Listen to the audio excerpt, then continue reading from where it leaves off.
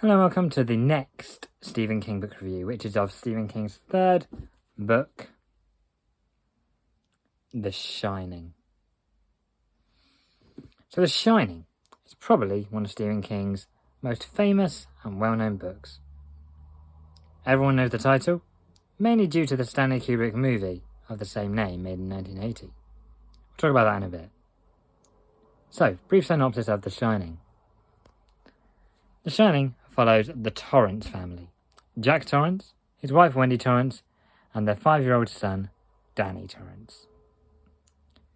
Jack takes a job as a winter caretaker at the Overlook Hotel when it's closed. The Overlook Hotel is up in the Colorado Mountains, where they regularly get snow in the winter. Danny has some very special powers.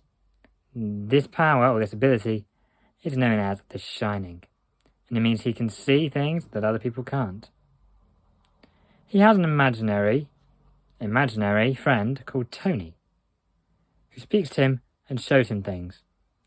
And before they go to the hotel, he shows him some alarming things about the hotel, including an old lady in a bathtub, a trickle of blood, and the word red rum.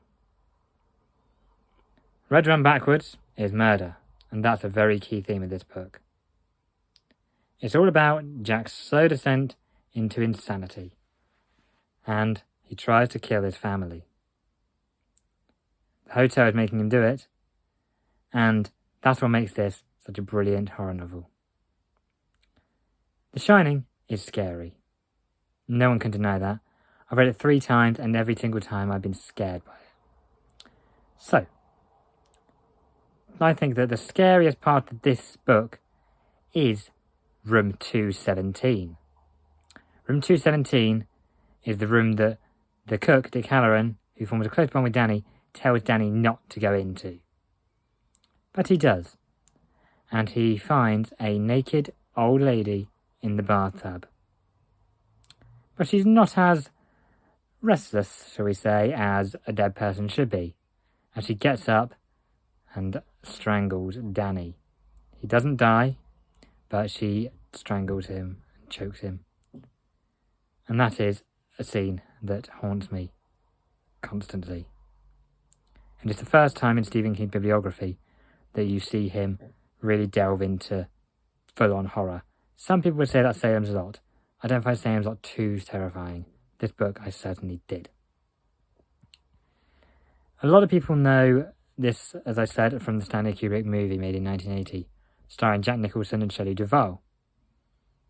I think that movie is fantastic. I love it. I've seen it probably 10-15 times. It was my first horror movie, aside from the Saw movies, which don't really count as horror. You might do, though. But, yeah, it was my first horror movie and my first experience with Stephen King when I was 17, I think I was. 16 or 17, I can't remember. I laid off horror for quite a while, because I just said I was 16 when I saw the first horror movie. But I wouldn't read the book and then think, okay, this is a movie based on that book, because it's so different. I cannot even begin to mention how many differences there are, but some main ones. The room is 237 in the movie, not 217 in the book, not 217 as it is in the book.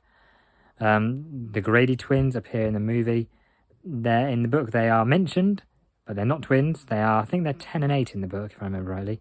And they are just a mention. They don't appear, they're just mentioned.